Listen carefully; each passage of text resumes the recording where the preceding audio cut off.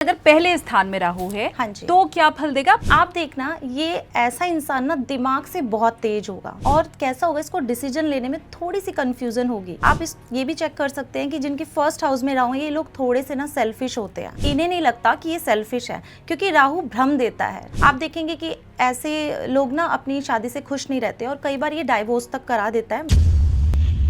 लेकिन शीतल जी, तीसरे घर में जब आपने कहा कि राहु शुभ फल ही देते हैं, तो उसके बाद भी फिर रेमेडी की क्या जरूरत है? राहु तो मुझे अच्छा फल दे रहे हैं। राहु आपको अधूरापन भी देते हैं कहीं ना कहीं। अब चतुर्थ घर की, फोर्थ हाउस की बात कर लें। फोर्थ हाउस हमारी मदर का होता है, हमारी प्रॉपर्टी का होता है और हमारे फैमिली एनवायरनमेंट का भी होता है। ऐसे लोग अपनी मदर से बहुत ज़्यादा अटैच हो जाते हैं, बहुत ज़्यादा प्यार करते हैं। अब यहाँ पर बैठा राहु क्या करेगा, आपको कहीं ना कहीं जिस चीज़ से आपको प्यार है ना, उस चीज़ से ही आपको परेशान भी रखेगा। तो फैमिली से आप बड़े परेशान रहोगे। राहु सिक्स हाउस में अगर है तो क्या फल देता है? आप अपनी जॉब से कभी खुश नहीं रहोगे। आप कभी ये वाली जॉब चेंज कर रहे हो, कभी दूसरी जॉब चेंज कर रहे हो, या फिर आपके बॉस के साथ आपके इश्यूज रहेंगे, आपके बॉस के साथ आपकी नहीं बनेगी। राहु अगर किसी की कुंडली में अष्टम घर में हो, हाँ जी, तो क्या फल देता है? सडन गेन और सडन लॉसेस का हाउस भी हमारा 8th हाउस ही होता है। हमारा ससुराल भी 8th हाउस होता है। ऐसे लोगों के ऊपर ब्लैक मैजिक कोई भी बहुत आसानी से कर सकता है।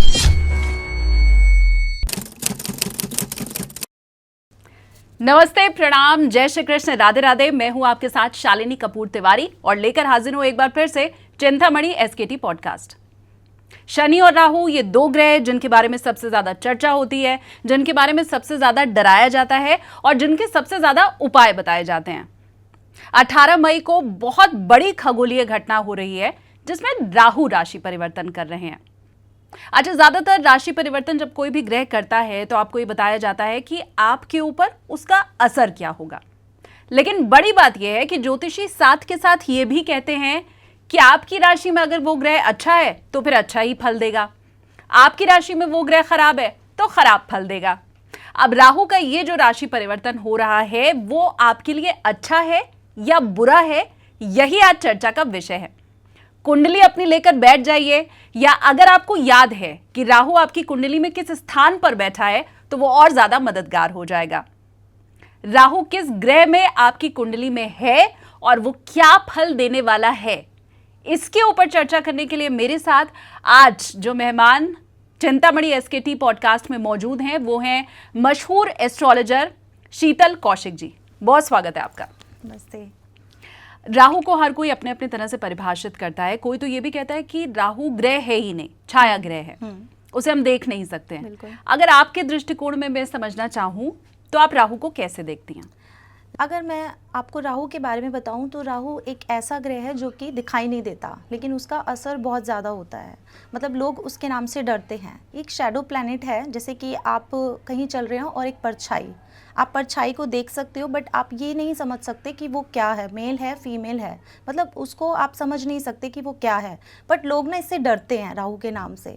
राहु के नाम से लोग इतना डरते हैं कि उन्हें लगता है कि अब राहु पता नहीं हमारी लाइफ में आ गया तो क्या करेगा। बट ऐसा बिल्कुल भी नहीं है। राहु अगर चाहे तो आपको रातों रात माला माल भी कर सकता है, मतलब आपको करोड़पति भी कर सकता है और रोड़पति भी कर सकता है। डिपेंड करता है कि आपकी कुंडली में राहु किस जगह पे बैठे हैं, कैसे वो आपको रिजल्ट्स दे रहे हैं। अब राहु की बात करें तो राहु एक तरह से चलती हुई गाड़ी में कोई पत्थर आ जाए, हम उससे भी आपको राहु के बारे में बता सकते हैं। राहु एक तरह का भ्रम है, इल्यूजन है। राहु चीज़ों को बहुत ज़्यादा बढ़ाता है, ठीक है।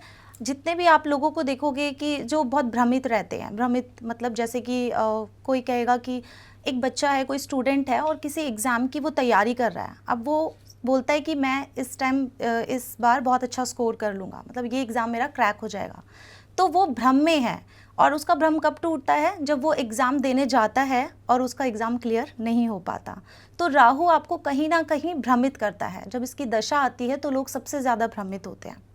अब अगर राहु की बात करूं तो राहु चीज़ों को बढ़ा चढ़ा के बताता है, ठीक है। अगर आप किसी एक ऐसे इंसान से मिलते होगे कि किसी चीज़ से वो परेशान है, अब आपके पास आया है तो आपको उसने इस तरीके से बताया है कि मेरी लाइफ में ये हो रहा है, मेरी लाइफ में वो, तो आपको लगेगा कि यार ये इंसान कैसे जी रहा है, इस तो पता नहीं मर जाना चाहिए। इस तरीके से वो बातों को बताता है, कितना परेशान है। बट थोड़े दिन बाद आप देखते हो कि वो इतना भी परेशान नहीं था जितना उसने चीज़ों को बताया। सेम ऐसे ही अगर वो खुश है तो आपको इस तरीके से बताएगा कि वो पता नहीं कितना खुश है, उसकी लाइफ में कितनी अच्छी अच्छी चीज़ें हो रही हैं, बट कुछ टाइम के बाद आपको पता चलता है कि इतना भी कुछ नहीं था जितना वो चीज़ों को बता रहा है। कहने का मतलब ये है कि राहु हर चीज़ को बढ़ा चढ़ा के बताता है, अगर खुशी है तो खुशी को भी और अगर दुख है तो दुख को भी। अब राहु क्या करता है ना, आपको अटैच भी करता है चीज़ों से। आपने देखा होगा कि लाइफ में आप जिस चीज़ से ज़्यादा अटैच होते हो वही चीज़ आपको प्रॉब्लम भी देती है, उसी चीज़ की वजह से आपको दुख भी पहुंचता है। अगर आप किसी से अटैच नहीं रहोगे तो आपको उससे कोई मतलब भी नहीं होगा। सपोज़ आप घर में किसी से, अपनी फैमिली से बहुत अटैच हो, बट फैमिली में कुछ लोग ऐसे हैं कि आपको बहुत अच्छे से ट्रीट ही नहीं कर रहे हैं, आपके साथ वो रिलेशन बना ही नहीं रहे जिस तरीके रिलेशन आप बनाना उनके साथ चाह रहे हैं। तो राहु क्या करता है, आपको चीज़ों से अटैच करता है और आपको अधूरा भी रखता है, क्योंकि आपने देखा होगा कि राहु का अपर पार्ट है, नीचे वाला हिस्सा है ही नहीं उसका। नीचे वाले हिस्से को हम केतु बोलते हैं और ऊपर वाले को राहु। अब वो क्या करता है, वो खुद अधूरा है, उसने अपनी लाइफ में पूरी बॉडी का सुख कभी लिया ही नहीं, तो वो आपको भी अधूरा ही रखेगा, आपको भी वो पूरा सुख नहीं देगा। तो राहु जिस भी घर में बैठेगा आपको उस जगह से थोड़ा सा सेटिस्फाई नहीं रखेगा, आप उससे ऐसा रहेगा कि नहीं, कुछ अधूरापन आपको लाइफ में फील होगा। तो ये राहु है। अधूरापन राहु के चलते राहु आता है। हाँ, और राहु भ्रम में बहुत डालता है, लोगों को कंफ्यूज बहुत करता है। राहु की एक क्वालिटी और है कि राहु माइंड से बहुत तेज होता है। आपने एक स्टोरी सुनी भी होगी कि जब देवता लोग, एक तरफ असुर थे और एक तरफ देवता थे, और जब वो अमृतपान ग्रहण कर रहे थे तो राहु ने उस टाइम पे भी अपना माइंड चलाया था और अचानक से उसने वो ग्रहण कर लिया था, रूप बदल के उसने वो अमृतपान जो था ग्रहण कर लिया था। जब तक उनको देखा जाता, जब तक देवता लोगों को पता चला था, तब तक वो अमर हो चुके थे और नवग्रह में उनकी गिनती होने लग गई। तो उस टाइम पे भी उनका दिमाग काम किया था। तो ये माइंड से बहुत शार्प होता है राहु, इसलिए कहते हैं इनकी दशा में ना शनि पैसा देते हैं, ऐसे और भी बहुत सारे प्लैनेट्स हैं जो पैसा देते हैं, बट राहु एक ऐसा प्लैनेट है जो आपको रातों रात अमीर बना सकता है। मतलब रातों रात आपको अमीर बना देगा और रातों रात आपको गरीब भी बना सकता है। डिपेंड करता है कि आपके कर्म कैसे हैं। अगर आपने पास्ट लाइफ में बहुत अच्छे कर्म किए हैं तो आप कभी भी देखना कि जब राहु की महादशा या फिर अंतर्दशा आएगी तो आपके वो कर्म आगे आएंगे। अगर आपने अच्छे कर्म किए ना तो राहु आपको इतना देगा कि आपको लगेगा कि कल तक तो मैं नॉर्मल था, आज अचानक से ऐसा क्या हो गया कि मैं इतना अमीर हो गया हूँ। तो वहाँ पे राहु आपको काम करके देता है बहुत अच्छा। ठीक है, तो अब अगर हम सीधे लोगों की कुंडली के ऊपर आ जाएं और ये समझने की कोशिश करें कि किस घर में बैठा हुआ राहु कैसे फल देता है, और पहले स्थान से हम शुरू करते हैं। मैं व्यूवर्स को भी कहूँगी कि आपको जो इन्फॉर्मेशन अब आगे मिलने जा रही है, आप खुद अपनी कुंडली देखिए, जांचिए कि वाकई आपको जो बताया जा रहा है वो ठीक है नहीं है, और वो मुझे आप कमेंट सेक्शन में बताइएगा भी ज़रूर। ये राशि परिवर्तन आपके लिए कैसा होने वाला है, कुछ हद तक वो भी आपको पता चलेगा, और राहु आपको वैसे भी क्या फल दे रहा है ये भी आप समझ पाएंगे। तो पहले स्थान से शुरू करें। लग्न किसी की कोई भी हो, हाँ जी, लेकिन अगर पहले स्थान में राहु है, हाँ जी, तो क्या फल देगा आप ये बताने वाली है। हाँ जी, ठीक है। देखिए शालिनी जी, जिनके पास कुंडली है वो अपनी अपनी कुंडली को ओपन करे। जो हमारी कुंडली में 12 घर होते हैं ना वो फिक्स होते हैं, ठीक है। वो जो घर होते हैं, हमारे हाउसेस होते हैं, वो फिक्स होते हैं। आपको सिर्फ ये चेक करना है कि राहु आपके कौन से घर में बैठा है, फर्स्ट हाउस में, सेकेंड हाउस में, सिर्फ आपको ये चेक करना है। उसके अकॉर्डिंग मैं आपको बताऊंगी कि राहु आपके अगर फर्स्ट हाउस में तो क्या रिजल्ट देते हैं। अगर कुंडली के पहले घर में, पहले स्थान में राहु महाराज बैठे हैं तो क्या रिजल्ट देते हैं।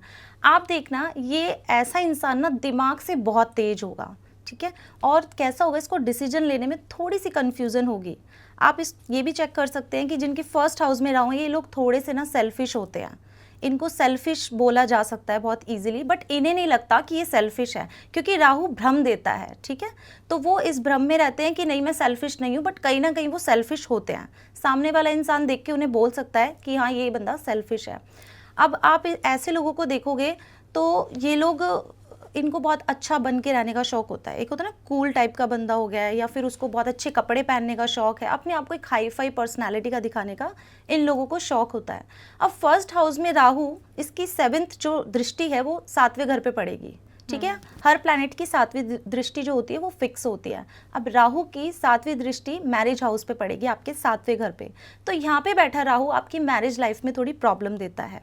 आप देखेंगे कि ऐसे लोग ना अपनी शादी से खुश नहीं रहते और कई बार ये डाइवोर्स तक करा देता है, बट इसके लिए हमें और भी चीज़ों को देखना पड़ता है। क्योंकि अगर जुपिटर की दृष्टि पड़ जाती है तो मैरिड लाइफ में इश्यूज तो रहेंगे क्योंकि वो अपना काम करेगा, बट वहाँ पे गुरुदेव बृहस्पति उनको बचा लेते हैं।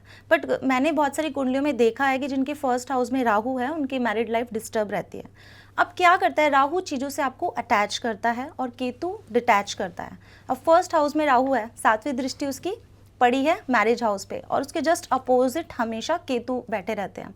अब केतु क्या करेगा यहाँ पे, ऐसा इंसान आप देखना कि अपने पार्टनर से ना ज़्यादा खुश नहीं रहता है, उसको ना अपनी मैरिड लाइफ एक टाइम के बाद बोरिंग लगने लग जाती है कि वो अपनी लाइफ में बोर हो रहा है। अच्छा, इसके लिए मैं आपको एक उपाय बताऊंगी।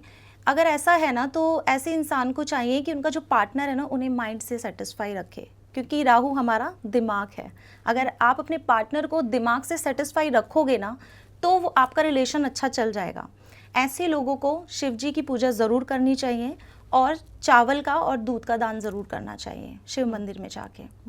अब नेक्स्ट पे आ जाते हैं, सेकंड हाउस में राहु क्या रिजल्ट देता है। हाँ, मैं 1 मिनट आपको रोक रही हूँ। जिनके भी पहले घर में राहु है और शीतल जी ने आपको जो बात बताई है, अगर वाकई आपको लगता है कि आपका व्यक्तित्व वैसा है या आपके घर में कोई है जो जिसका फर्स्ट हाउस में राहु है, तो प्लीज़ आप हमें कमेंट करके ज़रूर बताइए कि शीतल जी आपने तो जैसा कहा वैसे ही हमारे जीवन में हो भी रहा है। और रेमेडी क्या है वो भी आपको शीतल जी ने बता ही दिया है। तो जितनी भी अड़चनें आ रही हैं वो राहु को शांत करने के लिए इन रेमेडीज़ को आपको करना है। अब द्वितीय घर की बात करें। ठीक है, अब हम बात करते हैं सेकंड हाउस की। अब कुंडली में जो सेकंड हाउस होता है वो हमारे पैसों का घर होता है, ठीक है, और वहीं से हम अपनी वाणी को देखते हैं कि इंसान का बोलने का तरीका कैसा है, जो हमारा सेकंड हाउस होता है। आपकी फैमिली का भी यही हाउस होता है।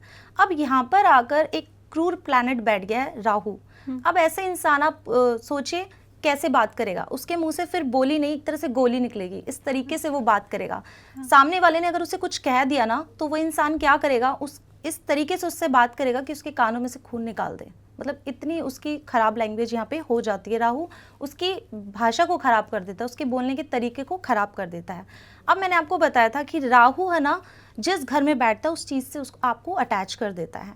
अब पैसों का घर है, ऐसा इंसान पैसों से बहुत अटैच हो जाएगा। वो चाहे कितना भी कमा ले, उसको पैसों से कभी ये नहीं रहेगा कि हाँ मैंने बहुत कमा लिया या फिर मेरे पास बहुत है भरपूर। उसे हमेशा ही लगेगा नहीं अभी थोड़ा और थोड़ा और थोड़ा और। मेरे पास एक क्लाइंट आई थी और उसने मुझसे यही पूछा था कि मैम मेरे ना पैसों की बड़ी दिक्कत है मुझे। मैंने जब उसकी कुंडली चेक की तो मैंने देखा इसको पैसों की कोई दिक्कत है ही नहीं। बात मैंने जब उनसे पूछा कि आपकी पैसों की तो दिक्कत मुझे कोई दिखाई नहीं दे रही, आप मंथली कितना अर्न कर लेते हो, उन्होंने बोला 3 लाख रुपए मैं महीने का कमा लेता हूँ। अच्छा। मुझे सुन के हैरानी हुई कि आजकल लोग 20-20 हज़ार रुपये में भी अपना घर चला रहे हैं और 3 लाख रुपए में भी ये सेटिस्फाई नहीं है। चेक करने पे पता चला कि सेकंड हाउस में राहु था, वो इनको कभी इस चीज़ से संतुष्ट रखेगा भी नहीं। ये हमेशा अधूरापन फील करते रहेंगे। अब यहाँ पे वो फैमिली से भी क्या करेंगे, अटैच रहेंगे, लेकिन हमेशा फैमिली से भी उनको कुछ ना कुछ खफा रहेंगे। जैसे कि परिवार में कुछ भी प्रॉब्लम आ गई तो सबसे ज़्यादा इनको प्रॉब्लम हो जाएगी कि नहीं इतना क्या हो गया है, क्या हो गया। एक होता है ना कि अभी लड़ाई हो गई है नॉर्मल बैठ जाओ, बट ऐसे लोग नॉर्मल नहीं बैठेंगे, कि सोचते रहेंगे। क्यों, राहु दिमाग को चलाता है आपके, ठीक है, वो इंसान सोचता ही रहेगा। ऐसे लोगों के लिए मैं ये रेमेडी बताऊंगी कि आपको चावल का दान ज़रूर करना चाहिए और दुर्गा की जो दुर्गा सप्तशती होती है ना उसका पाठ आप ज़रूर कीजिए। चावल का दान किसी भी मंदिर में आप कर दीजिए और शिवलिंग पर दूध चढ़ाना बिल्कुल भी ना भूलें। थोड़ा सा मिश्री लें, इनके लिए रेमेडी है, और शिवलिंग पर चढ़ा के आ जाएं, तो ये जो इनको अधूरापन लगता है ना वो कुछ हद तक कम हो जाएगा। तो द्वितीय घर के में जिनके राहु होता है वो एक तो ओवर थिंकर होते हैं जैसा आपने बताया, और हमेशा उनको अधूरापन लगता है और खास करके पैसों से रिलेटेड है। तो क्या आपके जीवन में भी धन तो अथाह आ रहा है लेकिन इच्छाएं जो आपकी हैं वो भी असीमित होती जा रही हैं साथ में? तो मुझे प्लीज आप वो कॉमेंट करके जरूर बताइए। अब तीसरे घर की बात करते हैं। अब जो तीसरा घर होता है इसे हम त्रिषणाया हाउस बोलते हैं कुंडली में। ये घर होता है जो ये पेन का होता है। हमारी ज़िंदगी में जितने भी दुख दर्द आने होते हैं ना इस घर से ज़रूर आते हैं, और ये घर ना मेहनत का घर होता है। अब यहाँ पर आकर राहु बैठ गए हैं, तो राहु इस घर में बहुत अच्छे होते हैं क्योंकि वो आपको मेहनत से अटैच कर देते हैं। ऐसा इंसान बहुत मेहनती होगा। ऐसे इंसान को आप देखोगे अगर वो जॉब कर रहा है तो ओवर टाइम भी करेगा और उसे कभी लगेगा ही नहीं कि हाँ वो मेहनत बहुत ज़्यादा कर रहा है, क्योंकि वो अटैच हो गया उस चीज़ से। तो आप यहाँ पे राहु बहुत अच्छे माने जाते हैं। अब इनके लिए भी मैं जो रेमेडी बताऊँगी वो रेमेडी सिर्फ ये है कि आप गाय को थोड़ा सा गुड़ खिलाइए और आपकी ये चीज़ें बहुत अच्छी रहेंगी, क्योंकि ये आपको कुछ ना कुछ प्रॉफिट ही देगा। यहाँ पे कहते हैं ना, जो इंसान मेहनत करता है उसे कुछ ना कुछ तो मिलता ही है। और दुर्गा सप्तशती का पाठ तो एक ऐसा है जो राहु के केस में आपको हमेशा करना ही चाहिए। जिनके किसी भी घर में राहु हो, बट दुर्गा सप्तशती का जो पाठ करेंगे तो उनको उससे बहुत ज़्यादा हेल्प मिलती है। लेकिन शीतल जी, तीसरे घर में जब आपने कहा कि राहु शुभ फल ही देते हैं, तो उसके बाद भी फिर रेमेडी की क्या ज़रूरत है? राहु तो मुझे अच्छा फल दे रहे हैं। हाँ, ऐसा इंसान, मैंने बताया था कि राहु आपको अधूरापन भी देते हैं कहीं ना कहीं। आप कितनी भी मेहनत करो, कितनी भी मेहनत आप कर रहे हो, बट आपको कहीं से अंदर से वो फीलिंग ही नहीं आ रही है कि मैं मेहनत कर रहा हूँ। तो यहाँ पे भी तो इंसान दिमाग से थोड़ा परेशान है ना, कि आप कोई मेहनत कर रहे हो। सपोज मैं कुछ कर रही हूँ काम, बट मुझे वहाँ से वो सेटिस्फाई ही नहीं हो रही हूँ मैं इस काम से। तो यहाँ पे इसलिए हम रेमेडी देते हैं कि आपके माइंड को राहु थोड़ा शांत करे। तो इसीलिए इस हाउस के लिए मैंने सिर्फ आपको ये रेमेडी दिया। तो तीसरे घर में जिनके राहु है वो भाई खुश हो जाएं, कम से कम आपका भला तो राहु यहाँ पर करता दिखाई दे ही रहा है। अब चतुर्थ घर की, 4th हाउस की बात कर लें। हाँ जी, 4th हाउस हमारी मदर का होता है, हमारी प्रॉपर्टी का होता है और हमारे फैमिली एनवायरनमेंट का भी होता है। अब यहाँ पर राहु बैठ गए हैं, ऐसे लोग अपनी मदर से बहुत ज़्यादा अटैच हो जाते हैं, बहुत ज़्यादा प्यार करते हैं। आप देखेंगे कि अगर इनके घर में इनके फादर ने भी इनकी मदर को गलती से कुछ कह दिया तो ये उसका भी बुरा मान जाएंगे। मतलब आप इनकी मदर को कुछ नहीं कह सकते, अपनी मदर के लिए बहुत ज़्यादा भावुक होते हैं ऐसे लोग। इन लोगों को अपनी फैमिली से भी बहुत ज़्यादा प्यार होता है। ऐसे लोग वर्क फ्रॉम होम करना ज़्यादा पसंद करते हैं कि घर पे बैठ के हम लोग काम करें। अब यहाँ पर बैठा राहु क्या करेगा, आपको कहीं ना कहीं जिस चीज़ से आपको प्यार है ना, उस चीज़ से ही आपको परेशान भी रखेगा। तो फैमिली से आप बड़े परेशान रहोगे 4th हाउस में, ठीक है। प्रॉपर्टी को लेके आप परेशान रहोगे।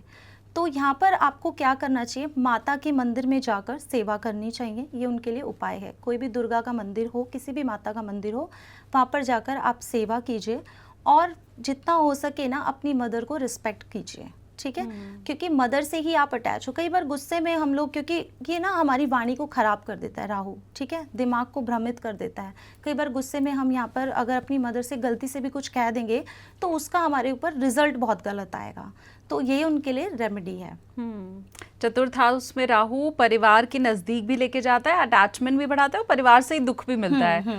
ये बड़ी हैरानी की बात है। अच्छा, ये राहु के साथ साथ शीतल जी आप जो बता रही हैं, क्योंकि केतु उसके ठीक सामने बैठा होता है, तो हम दोनों का ही फल समझ सकते हैं। देखो, राहु अटैच करता है और केतु डिटैच करता है चीजों से। तो एक नहीं होगा, वो अलग है। राहु हमेशा अटैच करेगा और केतु कहेगा कि जाने दो, छोड़ दो अब। तो केतु और राहु अलग हैं। ठीक है। अच्छी बात यह है कि आप हमें जैसे जैसे उस घर में राहु के बैठने का फल बताती जा रही हैं, साथ के साथ हमें रेमेडी भी मिलती जा रही है कि भाई अलग से आपको कुछ सोचना नहीं है, बस जहां पर राहु आपकी कुंडली में बैठा हुआ है वो वाला आपको उपाय कर लेना है। तो 4 घर के बारे में हमने बात कर ली है। अब 5th घर में जिसके राहु विराजमान हैं, उनका फल क्या रहता है? अब 5th हाउस में अगर राहु जिनके बैठा होता है, वो देखेंगे कि ऐसे लोग ना अपने बच्चों से बहुत ज़्यादा अटैच हो जाते हैं और स्पोर्ट्स में ये लोग बहुत अच्छा नहीं कर पाते हैं। अच्छा, जो 5th हाउस होता है ना, ये हमारी पास्ट लाइफ को भी कहीं ना कहीं दिखाता है कि आपने पिछले जन्मों में क्या अच्छे कर्म किए हैं, बुरे कर्म किए हैं, तो हम 5th हाउस से उसको देखते हैं। अगर आपकी महादशा या अंतरदशा जिनकी भी राहु की चल रही है, तो आप देखेंगे कि अगर उन्होंने पिछले जन्म में बहुत अच्छे कर्म किए हैं, आप तो पहले तो इसी से पता चल जाएगा कि आपने पिछले जन्म में क्या किया है। क्योंकि अगर राहु की दशा आई तो ऐसे लोग आप देखना तुरंत इतने ज़्यादा करोड़पति बन जाएंगे, उनकी लाइफ में एकदम से चेंज आएगा, एकदम से, ठीक है। कि अभी तो कुछ नहीं था और अचानक से इतना कुछ हो गया। आप कोई भी काम करोगे ना, आपको उसमें इतनी हेल्प करेगा राहु, इतनी हेल्प करेगा कि आपको तुरंत करोड़पति वो बना देगा। यहाँ पे लोग अपने बच्चों से थोड़े से परेशान रहते हैं कि किसी के या तो कंसीविंग में प्रॉब्लम है कि जल्दी से उनको बेबी नहीं हो रहा है, और अगर बेबी हो रहा है तो वो सी सेक्शन से होने के यहाँ पे बहुत ज़्यादा चांसेस होते हैं जिनके 5th हाउस में राहु होता है। या फिर उनके बच्चों का पढ़ाई में आप देख सकते हो, पढ़ाई को लेके वो लोग परेशान रहते हैं। तो राहु यहाँ पे क्या करेगा, कहीं ना कहीं आपको अधूरा रखेगा किसी चीज़ से, जो हमारा 5th हाउस होता है। अब 5th हाउस में मैं आपको जो रेमेडी बताऊंगी वो ये कि आपको पीपल के पेड़ में जल ज़रूर चढ़ाना चाहिए। इसमें 33 करोड़ देवी देवताओं का वास होता है।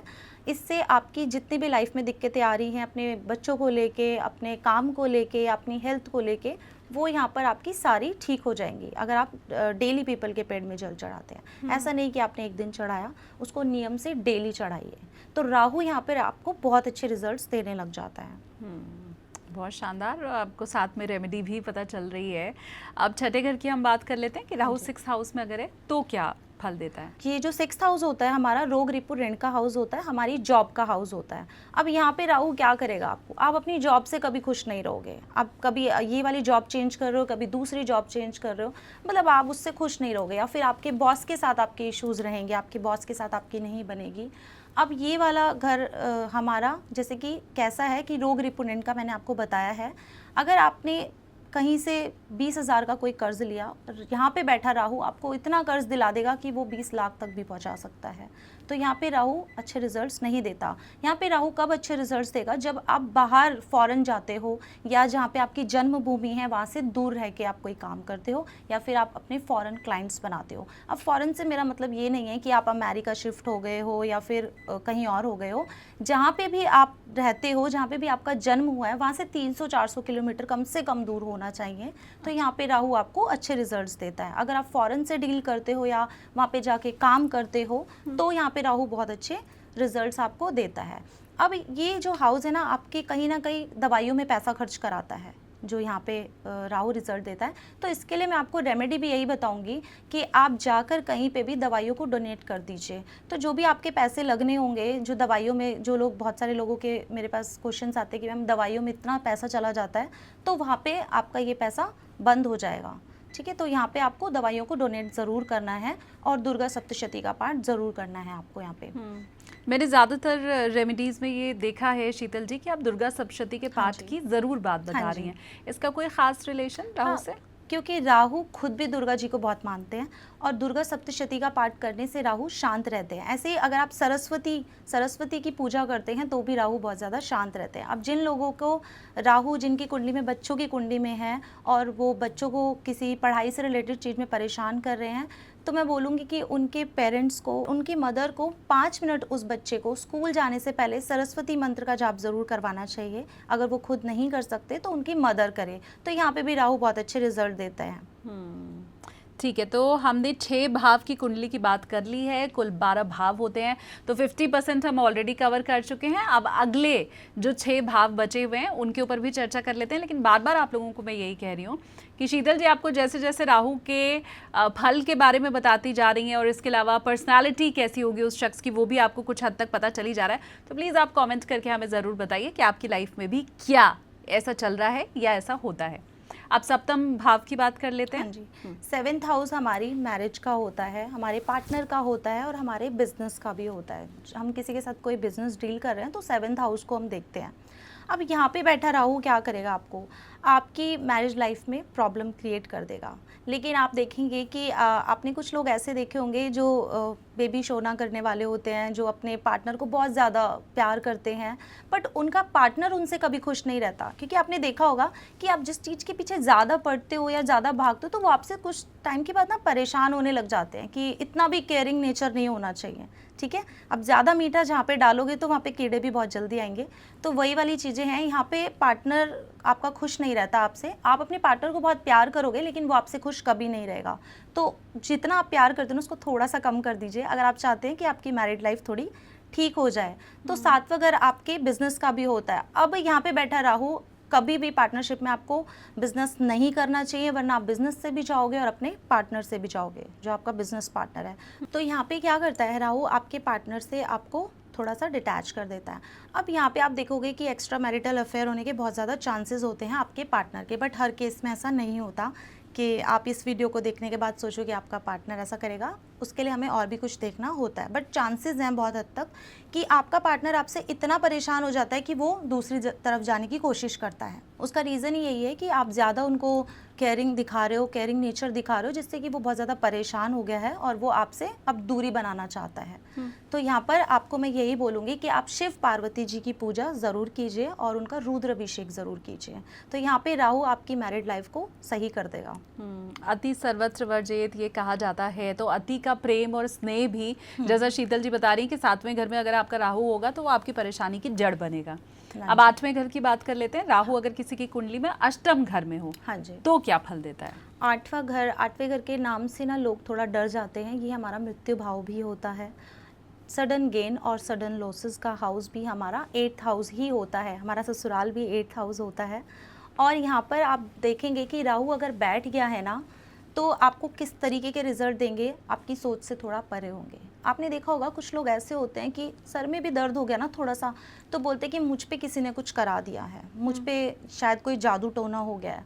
वो लोग इतना विश्वास करते हैं जादू टोने में, इतना विश्वास करते हैं ना कि सबसे पहले जादू उनके ऊपर होने के चांसेस होते हैं। ऐसे लोगों के ऊपर ब्लैक मैजिक कोई भी बहुत आसानी से कर सकता है। अगर आपको किसी की कुंडली देखनी हो और उसके 8th हाउस में राहु बैठा है, तो आप बहुत ईजिली बता सकते हो कि ये बंदा, इसके ऊपर बहुत जल्दी ब्लैक मैजिक होगा। और 90% लोगों के ऊपर होता भी है, ये केसेस ऐसे आए हैं।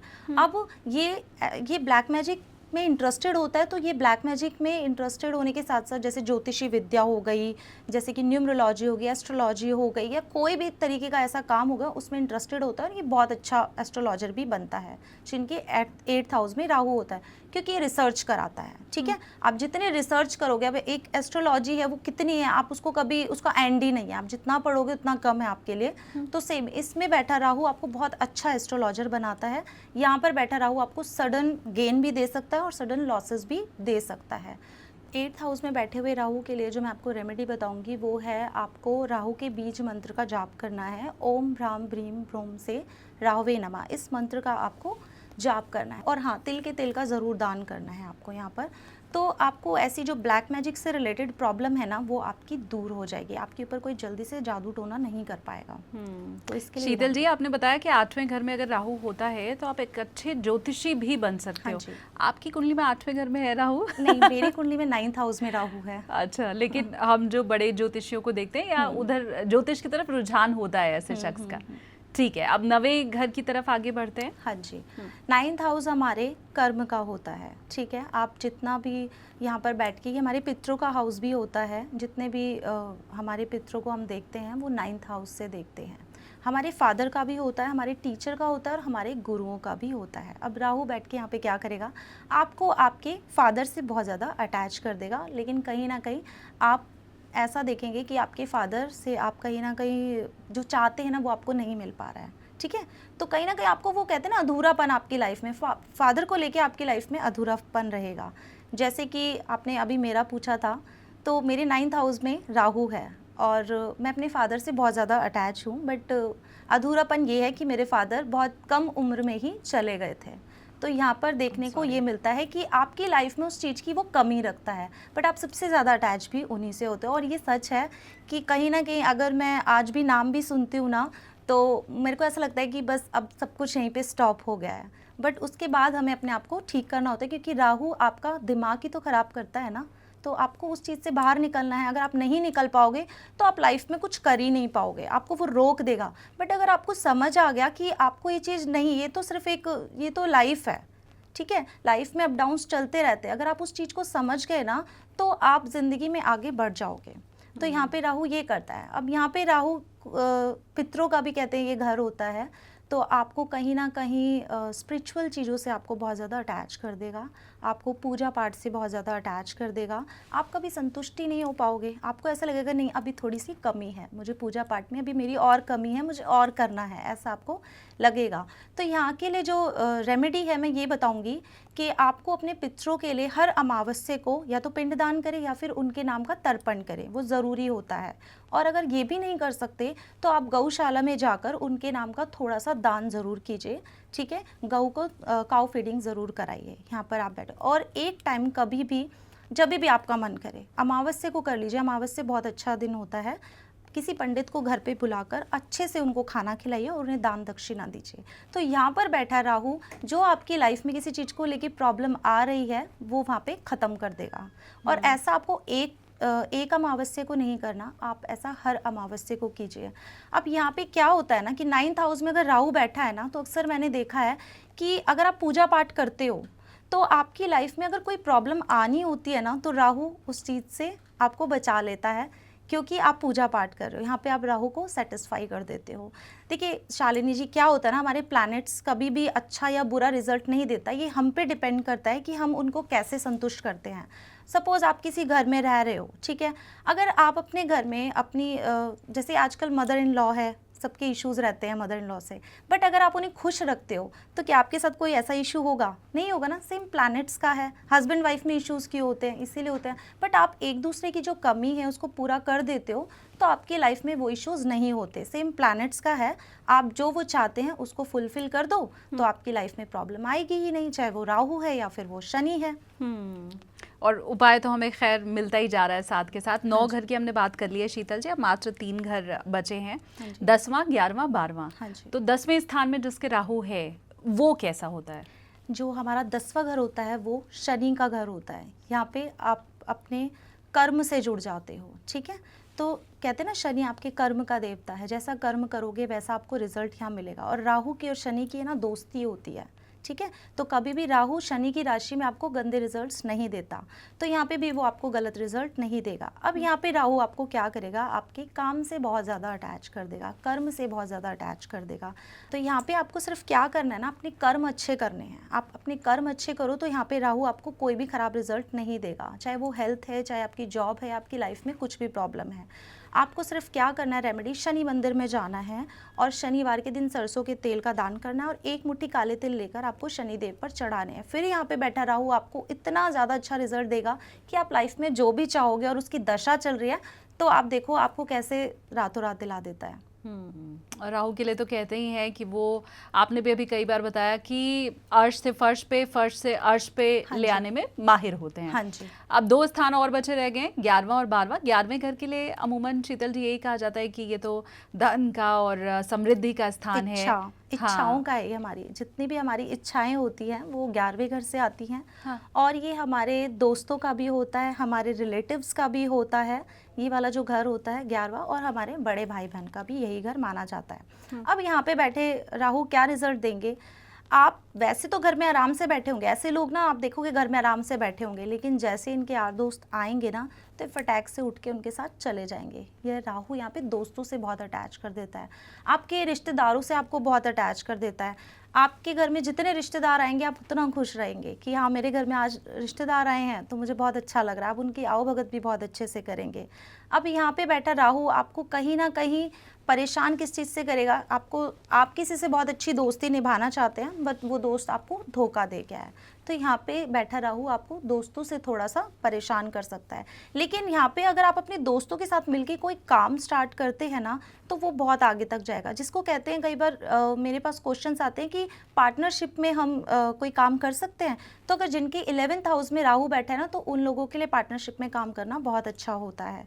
अब यहाँ पे आपको क्या करना है, रेमेडी है कि आप अपने भाई बहनों से बना के रखें, ठीक है। जितने भी आपके बड़े भाई बहन हैं जिनके या उनके जैसे हैं उनके साथ आप बना के रखें, उनके साथ कुछ गलत ना बोलें, क्योंकि अगर आपने उनको कुछ भी गलत बोला तो राहु यहाँ पे आपको उल्टे रिजल्ट देना शुरू कर देगा। तो यहाँ पे सिर्फ आपके लिए यही रेमेडी है। आखिरी अब स्थान बचा है राहु का, वो है 12वां स्थान, द्वादश स्थान। वहाँ पर राहु कैसे फल देगा? 12वां घर बात करूँ तो मैं, ये विदेश का होता है और यहाँ पे अगर राहु बैठ जाए तो राहु आपको विदेश पहुँचा के रहता है।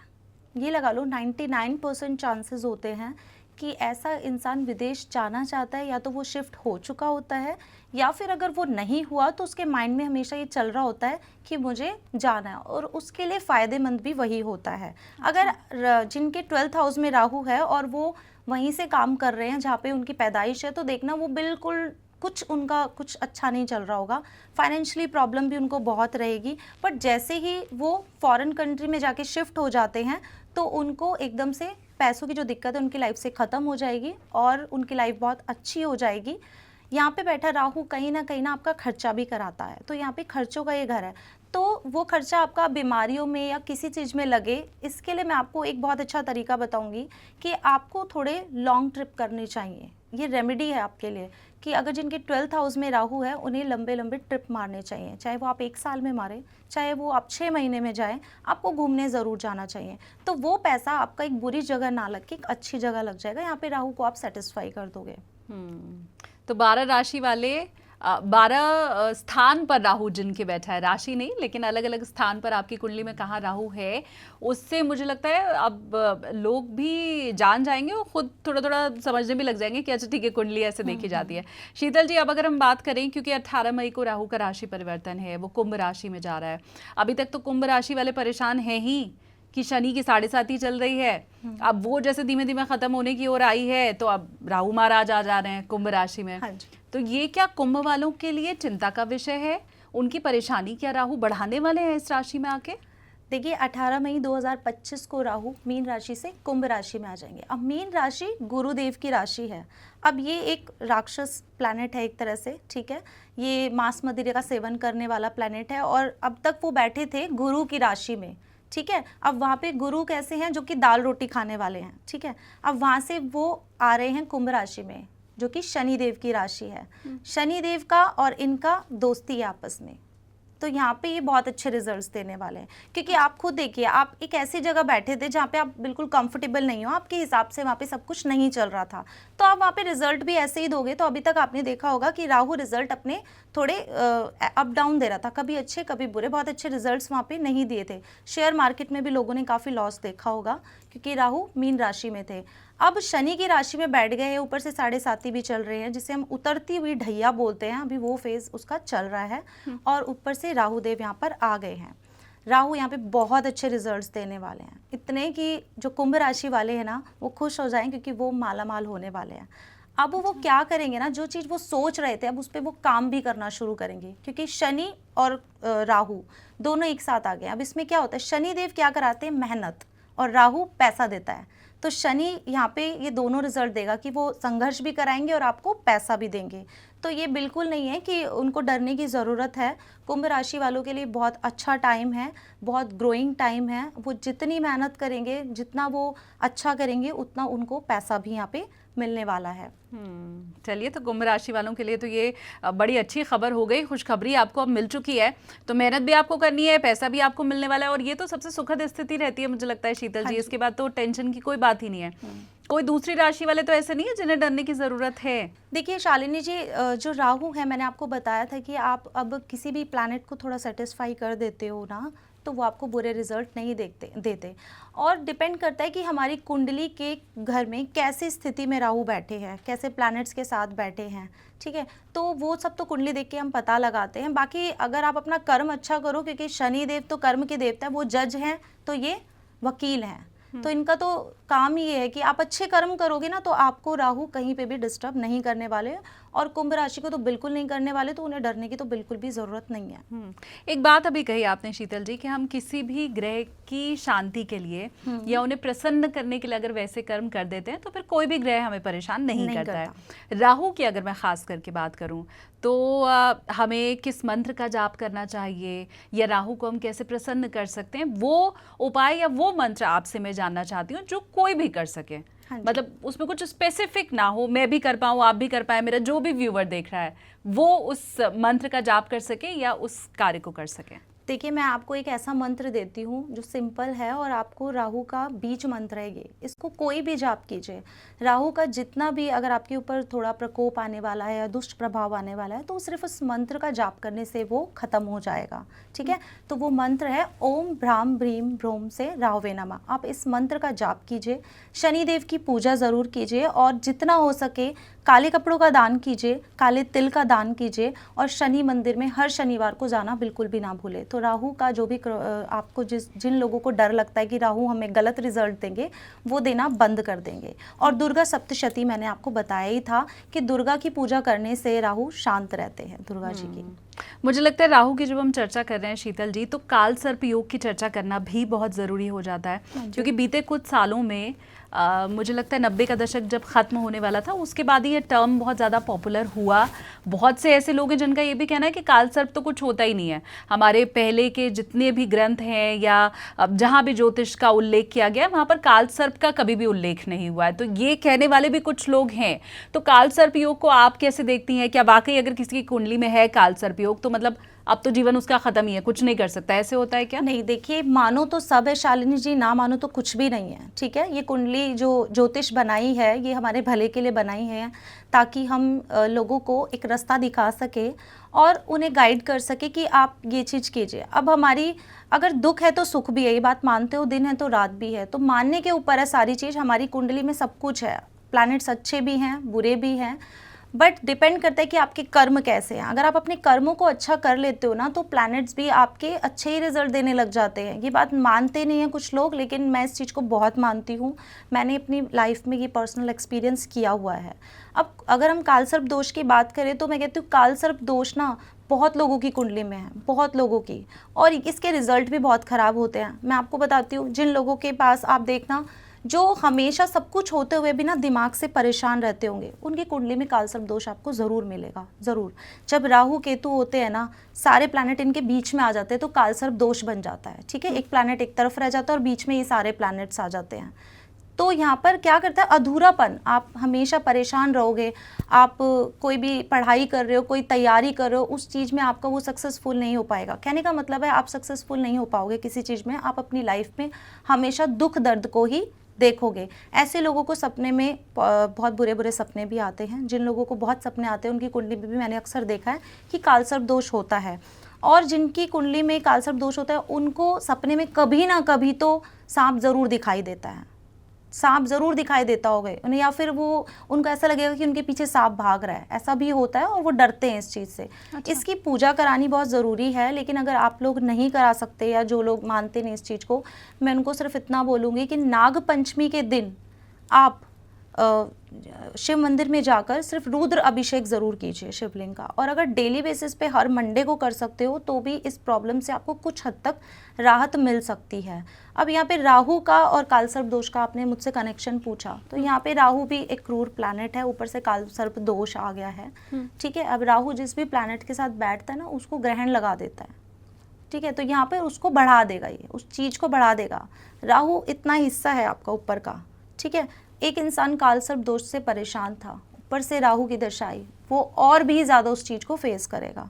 तो ये बिल्कुल नहीं है कि कालसर्प दोष कुछ नहीं होता, होता है, सब कुछ होता है। लेकिन हमने अगर पूजा करा ली कालसर्प दोष की, तो क्या उसका जो प्रभाव है वो कम होगा या बिल्कुल ख़त्म हो जाएगा? अगर आप पूजा करा लोगे तो वो ख़त्म हो जाएगा। अगर आपने कालसर्प दोष की पूजा नहीं कराई, सपोज कुछ लोग नहीं मानते, तो वो पीढ़ी दर पीढ़ी चलता है। पितृ दोष हो या कालसर्प दोष हो, पीढ़ी दर पीढ़ी चलता है। अभी आपकी कुंडली में है, कुछ टाइम के बाद आपके बच्चों की कुंडली में भी वो देखने को मिलेगा। सपोज आपके पास 2 बच्चे, तो किसी एक की कुंडली में तो आपको वो ज़रूर ही देखने को मिलेगा। तो कोशिश कीजिए, कोई बहुत महंगी पूजा इसकी नहीं होती है, और उज्जैन में जाकर अगर इसकी पूजा कराई जाए या किसी भी तीर्थ स्थल पे जाके कराई जाए तो इसके रिजल्ट्स आपको अच्छे देखने को मिलेंगे। 1 महीने के अंदर आपको रिजल्ट देखने को मिल जाते हैं अगर आपकी पूजा अच्छे तरीके से की गई है। तो आप अपने बच्चों की कुंडली में कालसर्प दोष बचाएं और इसकी पूजा करा लें, ये बहुत ज़रूरी है। अभी आपने कहा कि पितृ दोष और कालसर्प दोष, ये 2 ऐसी चीज़ें हैं जो पीढ़ी दर पीढ़ी चलती हैं। तो क्या इन दोनों दोष का भी आपस में कुछ कनेक्शन होता है क्या?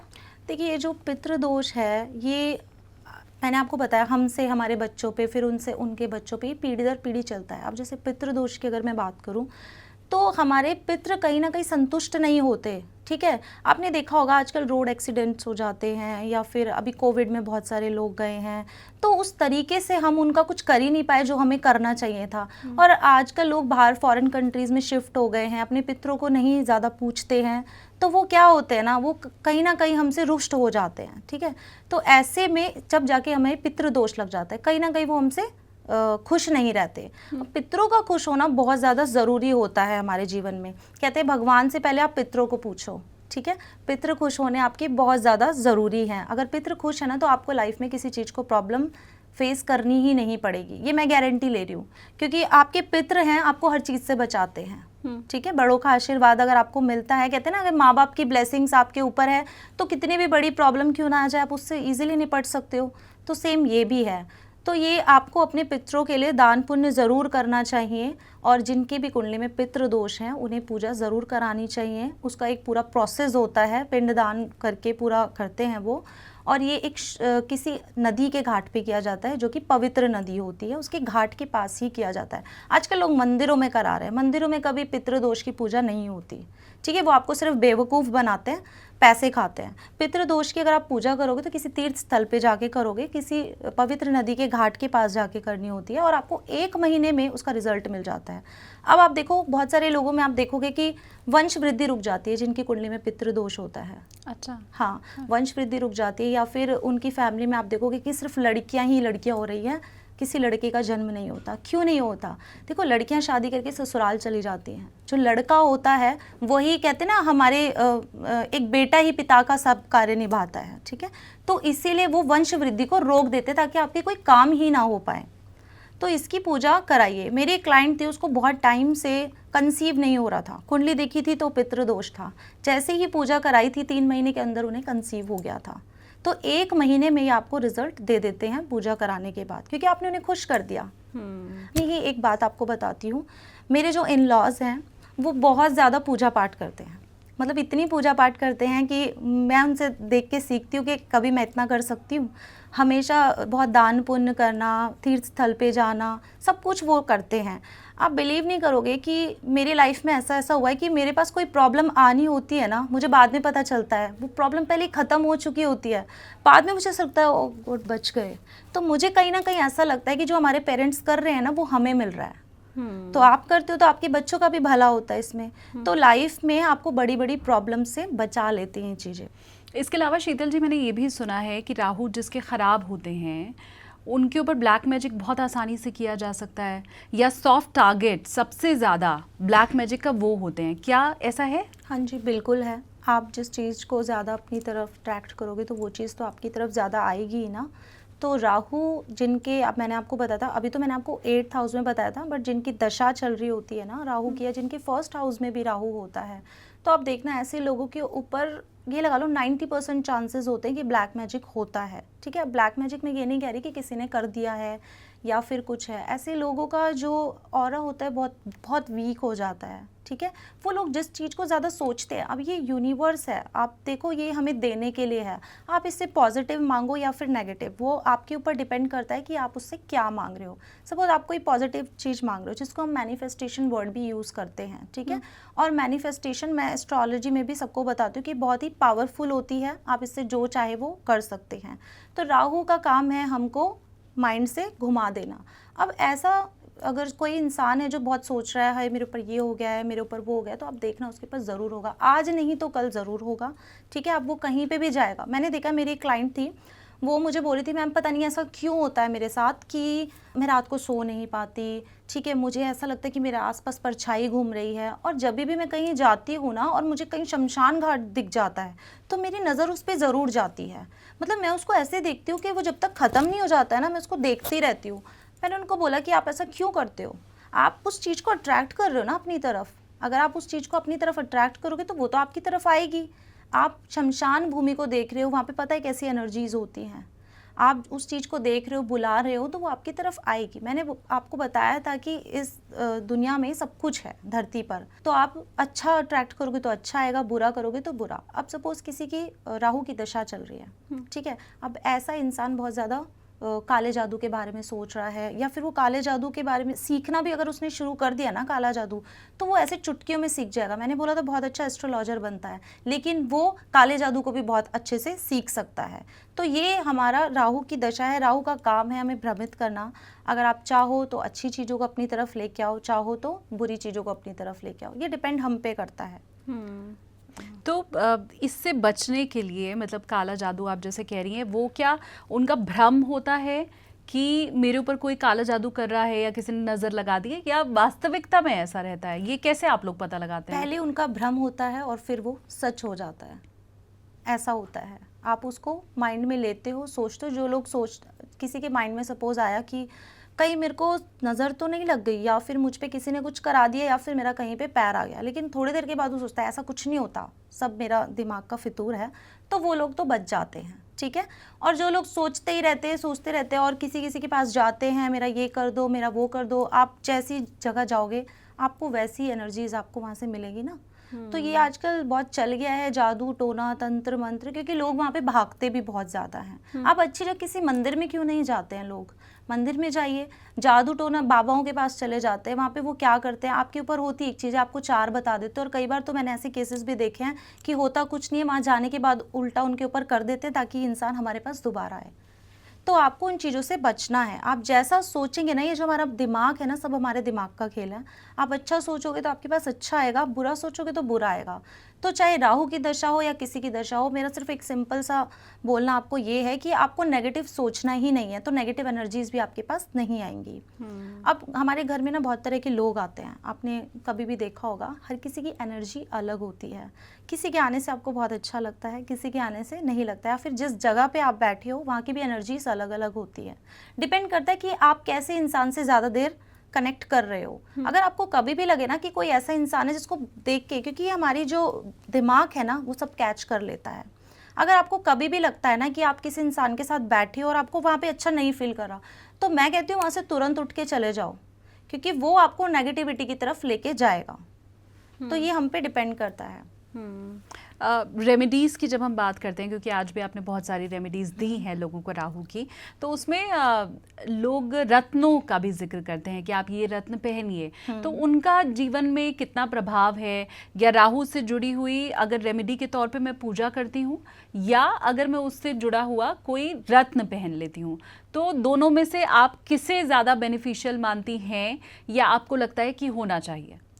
देखिए, मैं तो रेमेडीज़ को ज़्यादा मानती हूँ, रत्न का भी असर होता है, ऐसा नहीं है कि स्टोन्स काम नहीं करते, बट आजकल आप ये देख ही नहीं सकते कि कौन सा असली है कौन सा नकली है। मार्केट में आपको इतने सारे लोग मिलेंगे जो कि स्टोन्स को बेच रहे हैं, और उनकी कॉपी भी होती है बहुत सारे लोगों की। तो अगर आप ठीक ठाक जहाँ पे आपको लग रहा है कि हाँ ये बंदा मुझे विश्वास है और मुझे अच्छा स्टोन दे रहा है, क्योंकि जो अच्छा स्टोन होगा ना वो आपको इंस्टेंट रिजल्ट देगा, 1 महीने के अंदर आपको वो स्टोन रिजल्ट देना शुरू कर देगा। तो स्टोन्स पहनने चाहिए। अब कुंडली में जिनके 9th हाउस में मैंने बताया था राहु है, उनको गोमेद जरूर पहनना चाहिए। अगर वो असली होगा ना आपको 1 महीने के अंदर रिजल्ट दे देगा। बट रेमेडी एक ऐसी चीज़ है जिसको आप करते रहिए, ठीक है। मंत्र जाप बहुत बड़ी चीज़ है, जो मंत्रों का जाप करते हैं उससे ऊपर मुझे कुछ नहीं लगता। रेमेडीज़ और मंत्र जाप एक ऐसी चीज़ है जो आपको हमेशा बहुत हेल्प करते हैं, क्योंकि स्टोन्स पे आप विश्वास नहीं कर सकते, ठीक है। तो अगर आप स्टोन पहन रहे हो तो प्लीज़ ट्रस्ट वर्दी इंसान से लीजिए, ऐसे किसी से स्टोन्स को नहीं लेना चाहिए। मंत्रों में बहुत ज़्यादा ताकत होती है। अगर आप डेली किसी भी, मैंने जो आपको एक बीज मंत्र बताया है राहु का, आप उसको 1 महीना सिर्फ 43 डेज करके देख लीजिए, आपको उसका रिजल्ट मिल जाएगा, अगर आप विश्वास के साथ कर रहे हैं। क्यों कुछ लोग क्या करते हैं कि ऐसे बस माला ले रखी है और उनका ध्यान चारों तरफ है, उसमें आपको वो काम नहीं करेगा। मंत्र को बोलना भी मन में होता है या फिर अपने तरीके से बोलना होता है। ऐसे नहीं 4 लोग आपके सामने बैठे हैं और आप मंत्र जाप करो, नहीं, शांति में एकांत में आसन को बिछाकर बैठिए और मंत्रों का जाप कीजिए, आपको 43 डेज में उसका रिजल्ट मिल जाएगा। आप अगर एक बार राहु का वो जो बीज मंत्र है वो बोल के भी हमारे व्यूवर्स को बताएं, और इसके साथ ये भी कि उसका स्पष्ट उच्चारण कितना ज़रूरी होता है। देखिए, मंत्र में वो ताकत है जो आपको किसी भी चीज़ से मिलवा सकती है, ठीक है। पहले आपने देखा होगा लोग तपस्या करते थे, वो भी कुछ मंत्र का जाप ही कर रहे होते थे और एकांत में बैठ के करते थे किसी भी सिद्धि को हासिल करने के लिए। अगर आप एक रूम में बैठ के कर रहे हो, वो भी शांत होना चाहिए, उसमें भी आपको कोई डिस्टर्बेंस नहीं होता। जाप किस तरीके से करना चाहिए, आपको अपनी बिल्कुल सीधा आपको बैठना है, ठीक है। ये जो आपकी बैक में ये होती है, इसको बिल्कुल हड्डी को ऐसे स्ट्रेट रख के बैठना है आपको, और बहुत शांति में आपको करना है। जैसे कि मैंने आपको बीज मंत्र बताया था, ओम भ्राम भ्रीम भ्रोम से राहुवे नमः, इस तरीके से आप इसको लय में गाइए, ऐसे नहीं गाइए। जैसे मैंने आपको बोल दिया ओम भ्राम भ्रीम भ्रोम से राहुवे नमः, ऐसे नहीं करना आपको, इसको लय में गाइए। आप गानों को भी तो गाते हैं ना, हाँ। अगर आप किसी के सामने कोई गाना गा रहे हो ऐसे ही अच्छा नहीं लगेगा, लेकिन आप उसको बहुत अच्छे तरीके से गा रहे हो तो आपको बहुत अच्छा लगेगा, सुनने का मन करेगा। तो ऐसे प्लैनेट्स भी आप उनको जिस तरीके से करोगे उस तरीके से आपको रिजल्ट देंगे ना, तो आपको वैसे उस मंत्र की चैंटिंग करनी है। ये आखिरी सवाल मेरा आपसे शीतल जी कि ये जो मंत्र है, आपने कहा लय में गाना है, शांत कमरे में करना है, ये मंत्रों की सिद्धि क्या होती है कि इसी मंत्र को मैंने सिद्ध कर लिया, वो क्या होता है?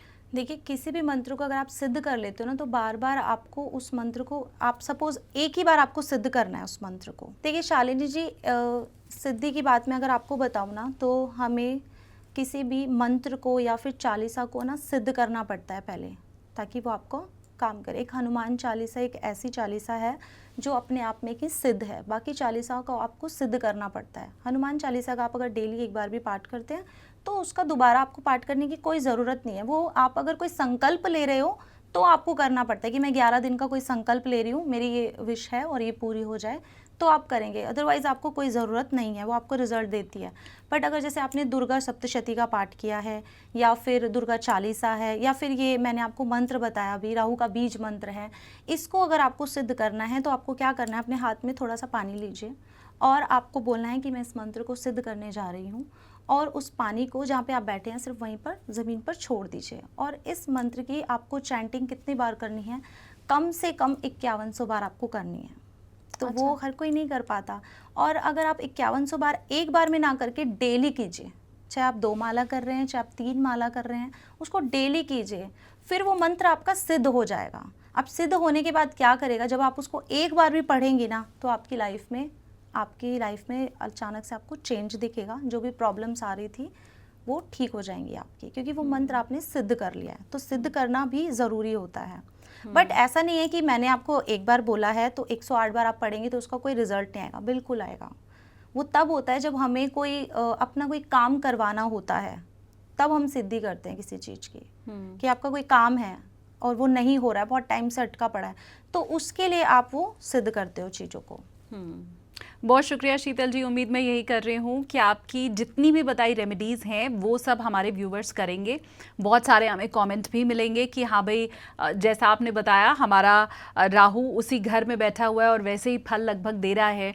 तो मैं उम्मीद कर रही हूँ कि आप बहुत सारे कमेंट भी देने वाले हैं। और शीतल जी से अगर आप कुछ पूछना है, कुछ कहना है, कुछ भी उनके लिए आप बोलना चाहते हैं तो कमेंट सेक्शन ओपन है, आप उसमें बता सकते हैं। बहुत शुक्रिया शीतल जी, आपने इतना टाइम निकाला और आप हमारे पॉडकास्ट में आए। Thank you so much. Thank you.